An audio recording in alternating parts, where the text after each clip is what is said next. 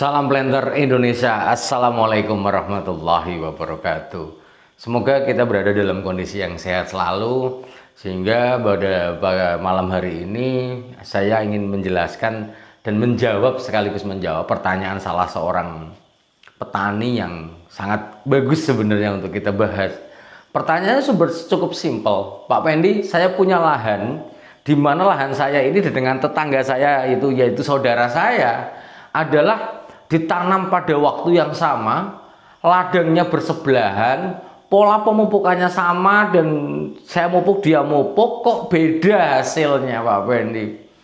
Sebenarnya yang tahu secara detail adalah beliau-beliau yang memiliki ladang sebenarnya, sehingga bahwa terpikir sama The Brondol untuk bisa menjelaskan bahwa produktivitas tanaman kelapa sawit atau hasil panen produksi kelapa sawit atau panen sawit ini besar atau tonase sangat dipengaruhi oleh beberapa faktor. Yang pertama adalah faktor manusia sebagai pengelolanya, sebagai misalnya karyawannya dan sebagainya, nanti akan saya jelaskan secara detail.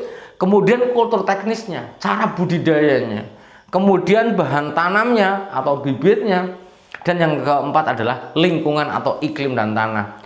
Namun pada kali ini dalam cerita yang disampaikan beliau-beliau ini yang memiliki ladang bersebelahan ini, bahwa iklim tanah mungkin tidak jauh berbeda karena bersebelahan, dan bahan tanamnya juga tidak beda. Wong dia bibitnya belinya sama, jenisnya sama, tapi hasilnya beda.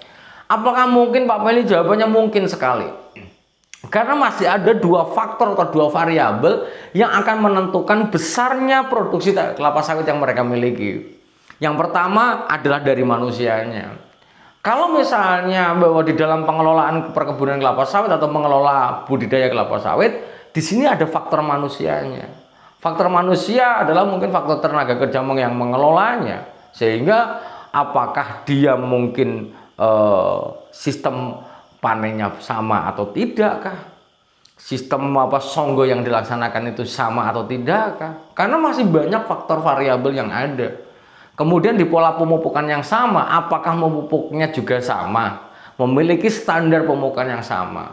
Misalnya, pola pemupukan misalnya sudah dipola dengan menggunakan urutan yang sangat detail. Dolomit, rock fosfat, urea, KCl, borat misalnya, atau boron. Namun kenyataannya bahwa yang satu tidak menjalankan urutan pemupukan yang benar. Polanya sama. Namun ketika kondisinya misalnya kemarau, apakah yang satu tetap mupuk, yang satunya tidak, memendengnya. Sangat banyak hal yang berpengaruh di dalamnya, dan pengelolaan manusia ini juga sangat berpengaruh yang nantinya terhadap produksi pastinya. Lah, kemudian kultur teknis adalah cara budidayanya. Ini mungkin faktor yang sangat mungkin satu kata, tapi kalau dijelaskan akan banyak sekali. Sebagai contoh, bagaimana pengendalian gulmanya? Apakah gulma yang ada di tanah yang kebun A dan kebun B sama sistem pengendaliannya? Jangan-jangan bahwa produksi yang tidak sama ini disebabkan penggunaan herbisida yang berbeda. Sebagai contoh, kalau misalnya satunya piringan menggunakan paraquat dengan sistem kotak, satunya dengan menggunakan glifosat. Kemudian satunya sudah menggunakan paraquat, dosisnya berlebihan sampai 150 ml atau 150 cc per cap, yang mana bahwa akan memungkinkan faktor pecahnya sel yang ada di dalam perakaran yang pada kebun A.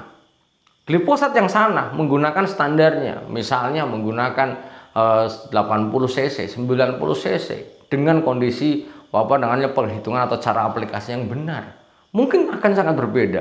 Kedua, pengendalian gulmanya. Jangan-jangan di sini mengendalikan secara total, semprot total, mau piringannya, mau gawangannya, semuanya disemprot total, di mana akan berpengaruh terhadap konservasi airnya.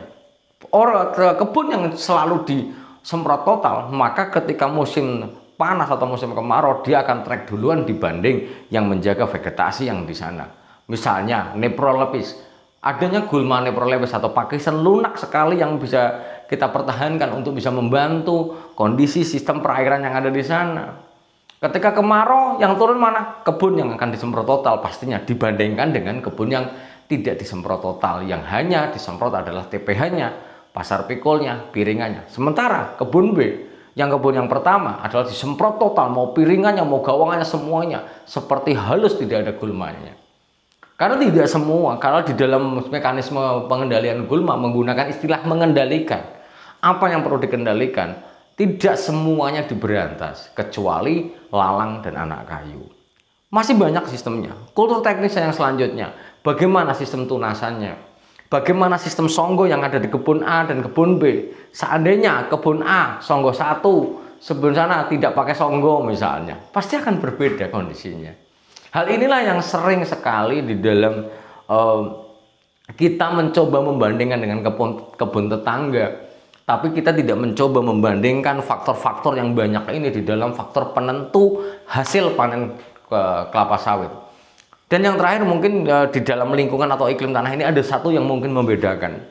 Kebun A, kebun B tidak diungkapkan juga di dalam pertanyaan ini. Sebenarnya pertanyaannya kurang komplit. Sebagai contoh, lahan A dan lahan B bersebelahan, belum tentu satunya datar, satunya bisa miring.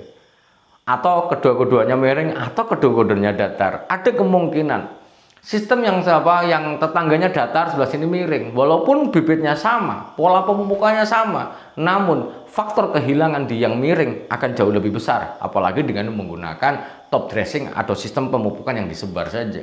Dibandingkan mereka yang datar di top dressing, maka faktor kehilangannya pasti akan sedikit dibandingkan dengan yang miring. Hal ini yang penting untuk memahaminya. Tidak hanya semata-mata kita melihat tetangganya padahal pupuknya sama, bibitnya sama, kok hasilnya beda. Faktornya banyak sekali. Dan yang paling penting adalah para planter dan para petani semuanya. Ketika membandingkan head to head, kita tidak bisa membandingkan satu faktor dengan faktor lain, hanya satu-satunya saja.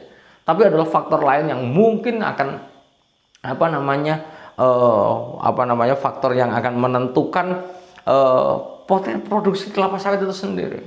Pak Pendi, yang parah lagi ada suatu pertanyaan yang sangat menggelikan sebenarnya. Pak Pendi, di sana bibitnya abal-abal, hasilnya wow. Di sini bibit bersertifikat, hasilnya kurang. Maka kembali lagi, itu hanya masalah bahan tanamnya. Bagaimana kultur teknisnya, bagaimana manusianya, bagaimana lingkungannya, yang nanti akan sangat mempengaruhi hasil panen atau hasil produksi dari tanaman kelapa sawit itu sendiri. Ini harus dibandingkan, head to headnya banyak sekali.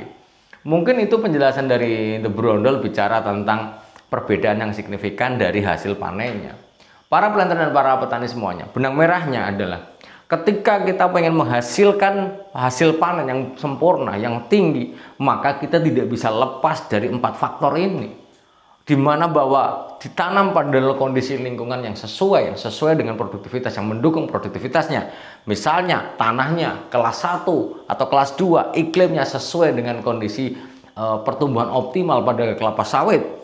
Bahan tanamnya adalah bahan tanam unggul yang memiliki produktivitas yang sudah terekod oleh balai-balai, yang nanti bisa terukur pastinya. Di mana manusianya juga yang mengelola juga memiliki pemahaman kultur teknis yang benar, sistem pemupukan menggunakan 5T yang tepat, dan yang paling penting adalah kultur teknisnya.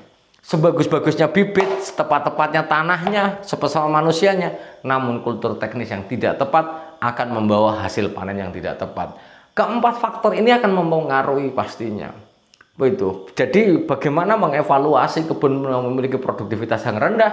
Maka kuncinya ada di 4 ini. Ketika 4 ini tidak terintegrasi dengan bagus, sehingga tidak saling mendukung untuk bisa mendapatkan produktivitas tanaman kelapa sawit yang baik. Hal ini penting sekali dipahami para planter dan para petani semuanya. Gunanya buat apa? Hasil panen sama dengan pendapatan para petani kelapa sawit. Ketika hasil panennya melimpah, maka pendapatannya pasti akan melimpah. Mungkin itu saja dulu yang dapat saya sampaikan pada kesempatan kali ini. Semoga sehat selalu dan Allah memberikan kesehatan dan kebahagiaan tanpa syarat bagi saya dan Anda semuanya. Dan yang semoga Allah melimpahkan jalan rezeki yang halal dan tidak disangka-sangka. Terima kasih. Salam Planter Indonesia. Assalamualaikum warahmatullahi wabarakatuh.